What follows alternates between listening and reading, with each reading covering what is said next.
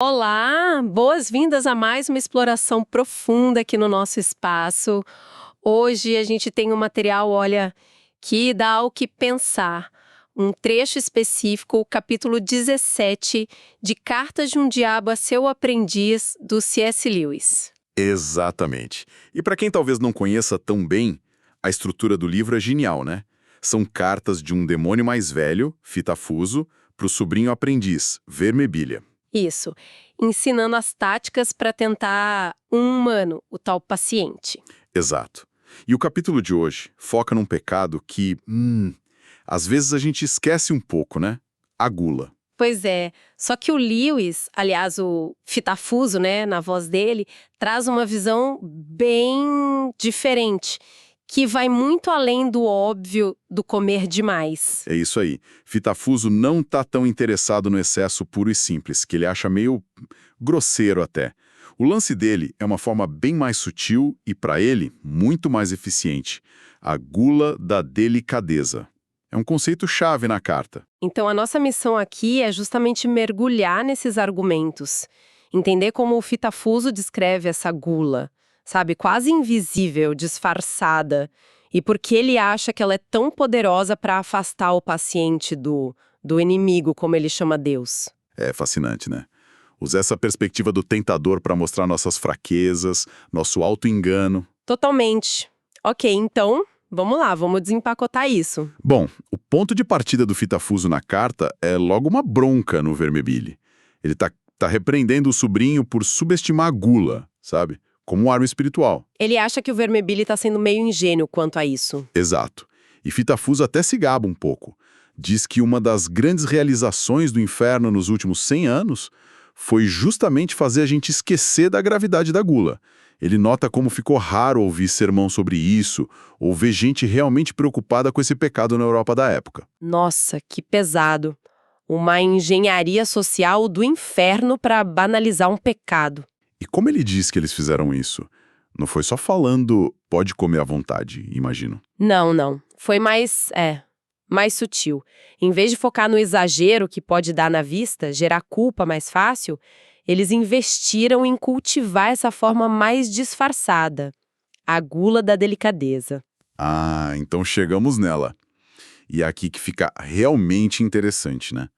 O que é, afinal, essa gula da delicadeza na prática? Pelo que eu entendi, não é sobre quantidade, né? Tipo, comer horrores. Exato, não é a quantidade. É uma exigência quase obsessiva, sabe? Por especificidades.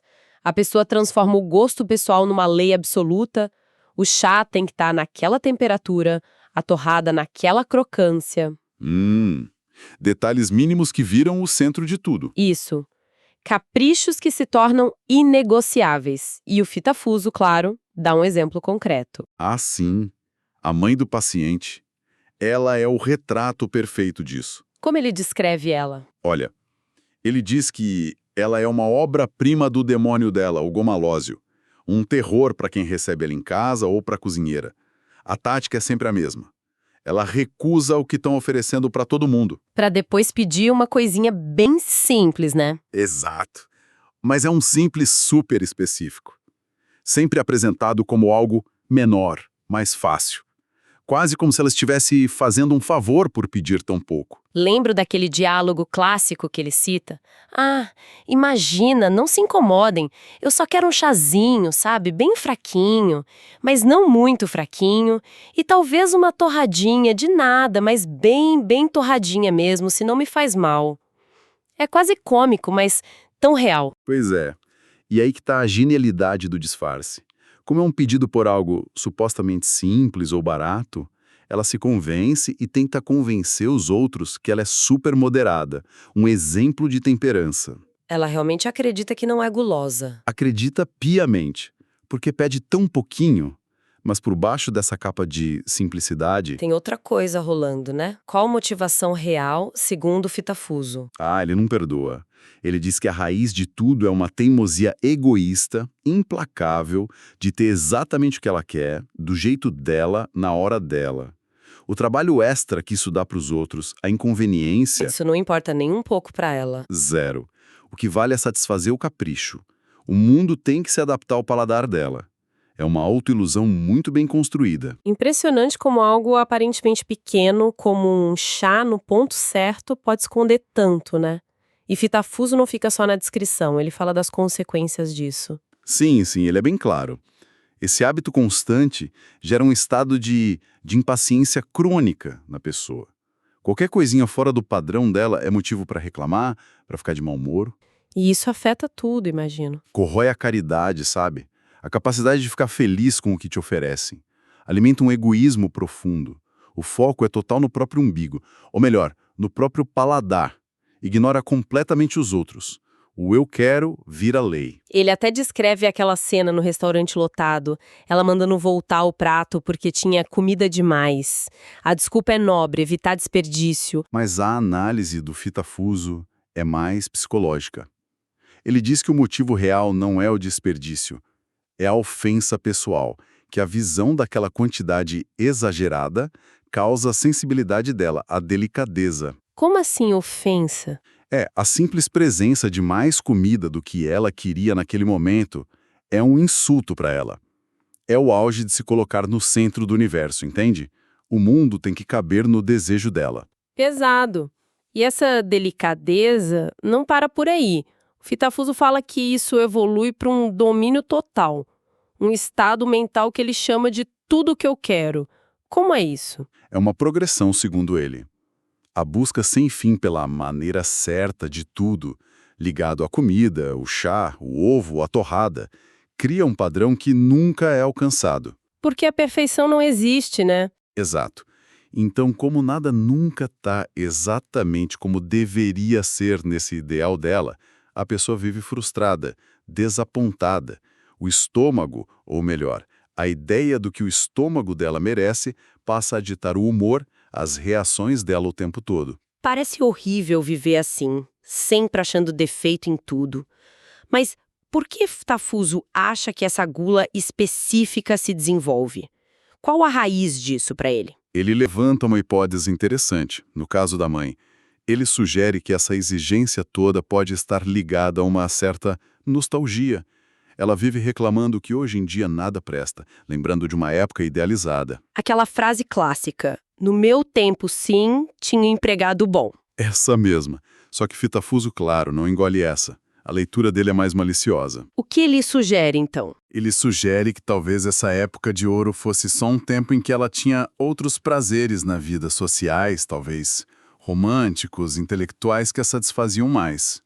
Com o tempo, essas outras fontes secaram. E a comida e a exigência em torno dela virou o foco principal. A única fonte de prazer e de exercer a vontade. Exatamente. Uma espécie de compensação que virou um vício dominante. Faz sentido, né? Totalmente. E o impacto no dia a dia, como o Fitafuso descreve, é bem ruim. Devastador. Ele fala de desapontamento constante, que é zé do humor todo dia. Isso gera conflito. Cozinheira pedindo demissão, amigo evitando jantar. A pessoa vai se isolando na própria exigência. E o demônio dela, o gomalósio, como ele age se ela, por acaso, desconfia que está exagerando na importância da comida? Ah, aí entra o truque, a tática de despiste. Gomalose age rápido. Planta na cabeça dela uma ideia que parece nobre. Ah, eu não ligo pra mim, imagina, mas eu gosto que a comida esteja direitinha pro meu menino. Nossa, ela transforma o vício num ato de amor materno. Exato. E a ironia cruel que Fitafuso aponta é que essa mesquinharia toda da mãe sempre foi um saco pro filho. Sempre irritou ele. É fascinante, essa complexidade do auto-engano que o Lewis descreve. Usar uma suposta virtude para mascarar o próprio vício. É muito sutil. É, a sutileza da tentação em ação, né? Distorcendo a realidade, ressignificando tudo para a pessoa continuar no erro sem sentir culpa. Agora, mudando o foco para o paciente, para o filho, Fitafuso diz para o Vermebile usar outra tática. Porque o filho, sendo homem adulto, talvez não caia na mesma delicadeza da mãe, né? Isso, Fitafuso acha que para o homem é mais fácil pegar pela vaidade. Vaidade? Como assim? A orientação para o Vermebile é incentivar o paciente a se ver como um connoisseur, um gourmet. Alguém que entende das coisas, que tem um paladar superior. O foco não é tanto a exigência específica da mãe, mas o orgulho de saber. E como isso funcionaria na prática? Seria tipo assim, incentivar ele a sentir prazer em descobrir aquele restaurante escondido, sabe? Ou em saber qual vinho combina com qual prato. Em apreciar a preparação perfeita de uma receita chique, tipo o Soleil Colbert, que ele menciona. Ah, entendi.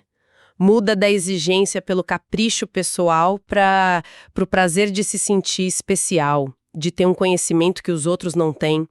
Quase um snobismo gastronômico. Exatamente. Começa como uma coisa social, de querer parecer sofisticado, talvez impressionar. A comida vira um palco para a vaidade. E qual o objetivo final dessa estratégia? O objetivo, segundo o Fitafuso, é transformar essa vaidade em hábito. O ponto-chave é levar o paciente a um estado em que, se ele for impedido de ter qualquer um desses pequenos prazeres ligados a essa imagem de gourmet, sei lá, o champanhe que ele acha que merece, o chá da marca X, o cigarro depois de comer. Ele fica irritado. Exatamente. Que ele fique genuinamente irritado, de mau humor, sentindo que tiraram algo dele, que é um direito dele ter aquilo. E por que essa irritabilidade por coisas pequenas é tão importante para eles, para os demônios? Porque aí, nesse estado de irritação por privações mínimas, Fitafuso diz que as virtudes maiores dele ficam vulneráveis. A caridade, a justiça, a obediência a Deus. Tudo isso fica à mercê do tentador. Entendi. Quando o humor da pessoa depende desses confortinhos, ela fica mais fraca espiritualmente. É isso. Levanta uma questão importante, né? Sobre como a nossa dependência de ter nossas expectativas, mesmo as pequenas, sempre atendidas, pode minar nossa força moral em coisas muito mais sérias. É uma porta de entrada. Fitafuso também compara essa gula da delicadeza e da vaidade com a gula mais óbvia, a do excesso. Ele parece dar menos valor a ela. Sim, estrategicamente ele acha menos útil. Diz que o principal uso do excesso é como artilharia pesada para ajudar em ataques à castidade. Talvez uma ligação aí entre descontrole alimentar e outros descontroles, né? Faz sentido. Mas, no geral, ele prefere a gula da delicadeza e da vaidade porque elas são mais invisíveis, mais difíceis da pessoa e da sociedade reconhecerem como pecado. Elas se disfarçam melhor de bom gosto ou padrão elevado. Tem outra tática do Fitafuso que eu achei muito astuta. A de manter o paciente focado em causas espirituais para os problemas dele. Pode falar mais disso? Claro, essa é uma tática de distração clássica deles. Fitafuso aconselha o Vermipilha a manter o paciente preso numa falsa espiritualidade. O que é isso? É fazer ele ficar quebrando a cabeça, tentando achar causas super complexas para os problemas. Ah, meu problema deve ser orgulho espiritual. Será que é falta de fé? E por que incentivar essa análise tão etérea? Justamente para ele não perceber a ligação muito mais simples, quase física, entre o estado de espírito dele e o que ele comeu ou bebeu nas últimas horas. Fitafuso sugere, quase rindo, que se o paciente parasse para pensar no cardápio das últimas 24 horas, talvez achasse a raiz da irritação ou da preguiça que está sentindo. É verdade. Às vezes a gente está só com sono ou comeu mal e fica procurando crise existencial. Fitafuso quer que ele ignore isso. Exato. E ignorando essa conexão corpo-mente, ele perde uma chance prática de resistir, que seria talvez um pouco de abstinência. Se ele notasse que aquele segundo copo de vinho sempre deixa ele mais impaciente, ou que o excesso de doce deixa ele mole para rezar. Ele poderia simplesmente evitar, né? Cortar a munição do inimigo. Exatamente. Mas Fitafuso quer ele perdido nas nuvens da abstração espiritual, longe do concreto. E isso liga com outra grande mentira que ele diz que o inferno espalhou, principalmente na Inglaterra da época. A relação entre exercício e castidade. Sim, é a mesma lógica de confundir a relação corpo e alma. Fitafuso pensa, e se o paciente começar a pensar na castidade de forma mais medicinal? Como o corpo afeta isso? Aí a ordem para o Vermipilha é clara. Promove a grande mentira de que muito exercício, até a exaustão, ajuda a ser casto. Uma ideia que ainda rola por aí, né? Cansar o corpo para quietar a alma. Mas o próprio Fitafuso desmente isso. Sim, ele tira sarro. Aponta o óbvio. Marinheiro, soldado, vivem uma vida fisicamente exigente e não são famosos pela castidade, né? Muito pelo contrário. Fadiga extrema não leva à pureza necessariamente. Com certeza, Ele culpa os professores de colégio interno.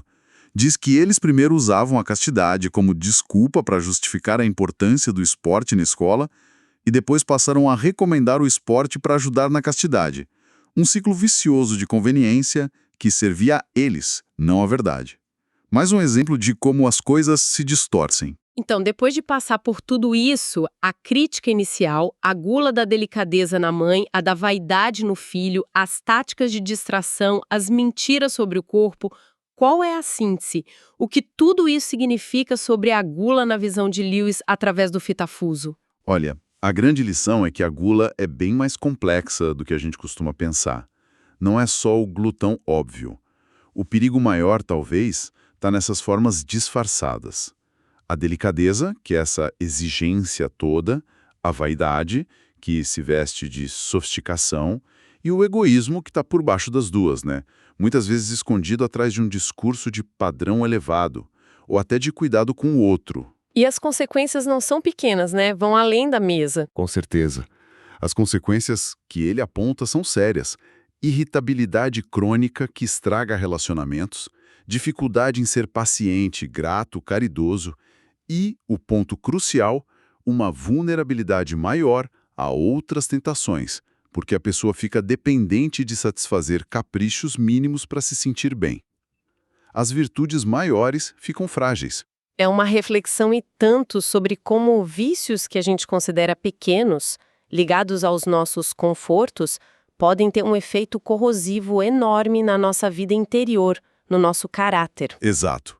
Lewis nos chama a olhar além da superfície, sempre. E para a gente fechar a nossa conversa de hoje, que tal deixar uma provocação final para o pessoal que está ouvindo? Algo inspirado nessa ideia da gula da delicadeza. Ótima ideia. A provocação pode ser essa, pensando além da comida, sabe? Onde mais na nossa vida essa gula da delicadeza pode estar agindo?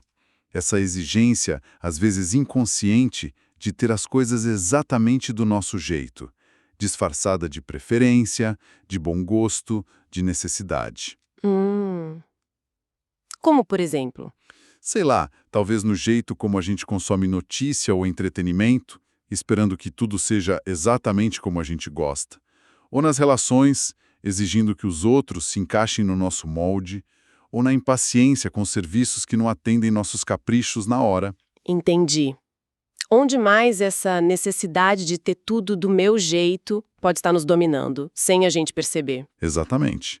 Quais as consequências disso para nossa capacidade de amar, de servir, de ser grato? Onde mais esse foco no eu quero assim pode estar sutilmente nos prejudicando? Fica aí a reflexão. Uma reflexão importante mesmo. Dá muito o que pensar.